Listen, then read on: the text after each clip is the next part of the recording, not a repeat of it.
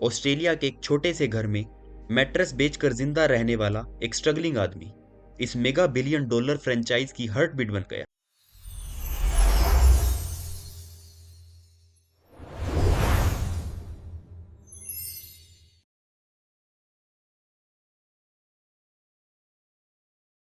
दोस्तों, सोचो जरा, हॉलीवुड की सबसे एक्सपेंसिव फिल्म के लिए डायरेक्टर जेम्स कैमरन को एक परफेक्ट हीरो चाहिए था। एक ऐसा एक्टर जिसका चेहरा स्टार जैसा ना हो, लेकिन एक ऐसा actor whose soul feels real. और फिर ऑस्ट्रेलिया के एक छोटे से घर में मैट्रेस बेचकर जिंदा रहने वाला एक स्ट्रगलिंग आदमी इस मेगा बिलियन डॉलर फ्रेंचाइज की हार्ट बीट बन गया। ये कहानी है सैम वर्थिंगटन की, the real man behind Avatar's Jake Sully. आगे बढ़ने से पहले चैनल को सब्सक्राइब करें और बेल आइकन दबाना ना भूलें। तो दोस्तों, सैमुअल हेनरी जॉन वर्थिंगटन का जन्म 2 अगस्त 1976 में गुडालमिंग इंग्लैंड में हुआ, लेकिन उनकी लाइफ की शेप इंग्लैंड में नहीं, ऑस्ट्रेलिया में बननी थी। बचपन में ही उनकी फैमिली पर्थ, ऑस्ट्रेलिया में माइग्रेट कर गई। सैम एक सिंपल मिडिल क्लास फैमिली में बड़े हुए। घर में लग्जरी नहीं थी, लेकिन एक चीज बहुत स्ट्रांग थी, डिसिप्लिन और हार्ड वर्क। सैम बचपन में एक टिपिकल ओजी लड़के जैसा ही था। उनको एक्टिंग का कोई खास शौक नहीं था, ना मॉडलिंग और ना ही कोई स्टारडम का ड्रीम।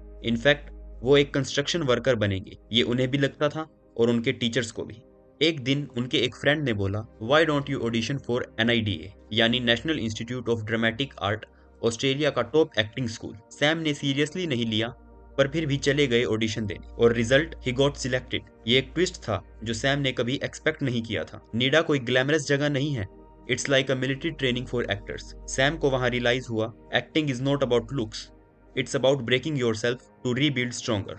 उन्होंने एक बार इंटरव्यू में कहा, निडा ने मुझे तोड़ दिया, लेकिन उसी ने मुझे बनाया। निडा से ग्रेजुएट होने के बाद सैम की लाइफ इजी नहीं हुई। काम इतना कम मिलता था कि एक टाइम तो उन्होंने अपना बेड तक बेच दिया। उनका एक कोट बहुत फेमस है, I was living on the floor with nothing but a blanket. Hollywood के फ्यूचर सुपरस्टार उस वक्त में लिटरली घर के बिना स्ट्रगल कर रहे थे। फिर आए छोटे छोटे फिल्म रोल्स, पर एक डायरेक्टर ने कहा, this guy has truth in his eyes. Slowly Sam का नाम इंडस्ट्री में सर्कुलेट होने लगा। 2005 से 2006 के आसपास जेम्स कैमरन एक ऐसे एक्टर की तलाश में थे जो रॉ, रियल और ऑनेस्ट हो, someone who didn't feel like typical Hollywood star. Hundreds ने ऑडिशन दिया, सब हीरो टाइप लग रहे थे, पर कैमरन को चाहिए था एक authentic human being, not a celebrity. Sam Worthington audition के लिए आए, बिना कोई फैंसी लुक के, बिना एक्सपेक्टेशंस के, बस एक रॉ ऑनेस्टी के साथ। जेम्स कैमरन उन्हें सिर्फ देख नहीं रहे थे, वो फील कर रहे थे। बाकी एक्टर्स परफॉर्म कर रहे थे, सैम सच बोल रहे थे। जेम्स कैमरन का एक लेजेंडरी कोट है, Sam felt like a real soldier, he was not trying to impress me, he was just honest. Cameron को एक सुपर हीरो नहीं चाहिए था, उन्हें चाहिए था एक इंसान जो ब्रोकन है पर फिर भी होपफुल है। जेक सुली की बैक स्टोरी एग्जैक्टली ऐसी ही थी। जेम्स कैमरन ने सैम को एक सीक्रेट टेस्ट दिया, एक्ट लाइक अ नावी, बिना स्क्रिप्ट के। सैम ने बिना किसी हेजिटेशन के अपने अंदर का वाइल्ड इंस्टिंक्ट को अनलीश कर दिया। कैमरन शॉक्ड हो गए। ऑडिशन के बाद एक कॉल आया, you have been selected for the lead role in James Cameron's next film. Sam के पास उस वक्त स्टिल बेड नहीं था, लेकिन अब दुनिया की सबसे एक्सपेंसिव फिल्म उनका नाम ले रही थी। जेक सुली बनने के लिए सैम को 3 चीजें मास्टर करनी थी, soldier mentality, Navi physicality, emotional vulnerability. Sam की ट्रेनिंग इंटेंस थी, daily workouts, combat drills, running, archery, even Navi language training. Sam पहले एक्टर थे जिन्होंने नेवी लैंग्वेज फ्लुएंट तरीके से सीख ली। अवतार को शूट करना नॉर्मल एक्टिंग नहीं थी, ये था एक्टिंग, इमेजिनेशन और टेक्नोलॉजी का कॉम्बिनेशन। सैम को एक एम्प्टी ब्लू रूम में परफॉर्म करना होता था, और कंप्यूटर बाद में उस परफॉर्मेंस को जेक सुली के नेवी बॉडी में ट्रांसफॉर्म करता था। यहाँ सैम का रियल टैलेंट शाइन हुआ। सैम और कैमरन का बॉन्ड एक फादर सन जैसा था। कैमरन ने उन्हें सिखाया, acting is not about pretending, it's about revealing. और यही लेसन अवतार को अलाइव बनाता है। अवतार की शूटिंग स्टार्ट हुई, बट सेट कोई जंगल नहीं था, कोई रियल ट्री नहीं, कोई क्रिएचर नहीं, सिर्फ एक मैसिव एम्प्टी रूम जिसमें डॉट्स, मार्कर्स और ब्लू स्क्रीन्स लगे थे। ये सब देखकर ज्यादातर एक्टर्स कंफ्यूज हो जाते थे, लेकिन सैम ने इमेजिनेशन फुल पावर पे ऑन कर दी। अवतार का एक सबसे आइकॉनिक सीन है जब जेक सुली अपनी नेवी बॉडी में पहली बार वॉक करता है। सैम ने इस सीन को इतनी रियल फीलिंग से परफॉर्म किया कि सेट में सब लोग इमोशनल हो गए। रिमेंबर, जेक इज पैरालाइज्ड और suddenly he feels freedom. Sam की आंखों में जो आंसू आए वो एक्टिंग नहीं थी, वो उसके खुद के स्ट्रगल्स का रिफ्लेक्शन था। सैम वर्थिंगटन और जो सल्दाना की केमिस्ट्री अवतार का हर्ट है। दोनों मोकैप सूट्स में थे, बट फीलिंग्स 100% रियल। जेक सुली के एक्शन सीन्स वर्ल्ड बिल्डिंग के सबसे एपिक मोमेंट्स थे।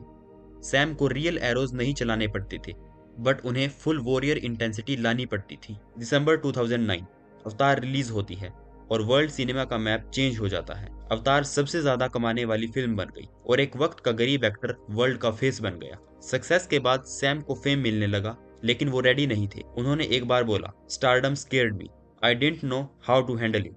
अवतार की मैसिव सक्सेस के बाद सैम वर्थिंगटन एक ग्लोबल सुपरस्टार बन गए, लेकिन दिल पर एक बोझ आने लगा। उनको लगने लगा कि दुनिया उन्हें देख रही है। सैम ने एक बार एडमिट किया, I did not know how to be famous, I could not handle the noise. Fame के प्रेशर ने उन्हें एक डेंजरस रास्ते पर धकेल दिया, alcohol. Sam often drank heavily. Nations की स्पॉटलाइट ने एक सिंपल आदमी को कंफ्यूज कर दिया। उनके अंदर एक वॉर चल रही थी, सक्सेस वर्सेस सेल्फ डाउट। एक दिन एक पब्लिक इंसिडेंट हुआ जो सैम के लाइफ के लोएस्ट पॉइंट्स में से एक था। मीडिया ने क्रिटिसाइज किया, फैंस कंफ्यूज हो गए, लेकिन यही मोमेंट उनकी लाइफ का यू टर्न बन गया। इस स्ट्रगल के बीच सैम की लाइफ में एक एंजल आई, लारा बिंगल। लारा ने सैम को वो पीस दिया जो स्टारडम नहीं दे पाया। सैम के वर्ड्स याद रखने लायक हैं, my wife saved my life, she gave me a new purpose. Sam ने अल्कोहल छोड़ दिया, अपनी फैमिली को प्रायोरिटी दे दी, खुद को हील करने लगे। ये वही सैम वर्थिंगटन नहीं था जो स्ट्रगल करता था, ये एक रीबोर्न सैम वर्थिंगटन था। अवतार के बाद सैम की कुछ फिल्म्स आई, clash of the titans, man on a ledge, terminator salvation, लेकिन कोई भी फिल्म अवतार जैसा इम्पैक्ट नहीं ला पाई। लोग कहने लगे सैम डिसअपीयर हो गया, लेकिन एक आदमी था जिसे सैम पर अभी भी पूरा ट्रस्ट था, जेम्स कैमरन। उन्होंने फोन किया, get ready, we are going back to Pandora. Sam के लिए ये सिर्फ एक फिल्म नहीं थी, ये एक सेकंड चांस था। अवतार 2 के लिए सैम ने सबसे डिफिकल्ट परफॉर्मेंस दी। इस बार जेक सुली सिर्फ सोल्जर नहीं था, वो एक फादर था, और सैम भी रियल फादर बन चुके थे। उन्होंने पूरी इमोशन रख दी, अपनी स्ट्रगल, अपने फियर्स और अपनी फैमिली के लव को। अवतार 2 ने दुनिया को एक बार फिर रिमाइंड किया, Jake Sully is not a CGI character, he is Sam Worthington's heart beating through technology.